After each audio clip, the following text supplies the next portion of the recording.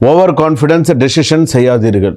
ரொம்ப நான் அதை செஞ்சிடறேன், இதை பண்ணிடுறேன், மலையை தூக்கிறேன், மலையை இறக்கி வச்சிடறேன். தயவு செய்து அதெல்லாம் ஒன்றுமே வேண்டாம். நீங்கள் உண்டு உங்கள் வேலை உண்டுன்னே இருங்க. சில விஷயங்கள் எல்லாமே சக்ஸஸாக வரும்.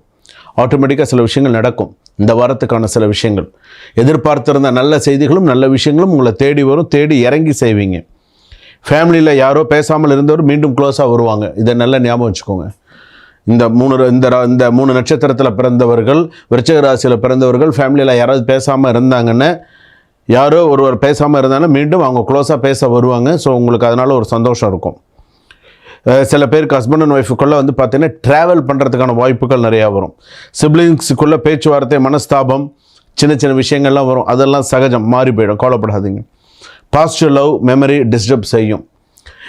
லவ்னாலே பாசிட்டிவ் லவ்வும் மைண்டில் தான் வரும். அது நீங்கள் எந்த அளவுக்கு அதை மைண்டில் கொண்டு போகிறீங்கன்றதை பொறுத்து இருக்குது.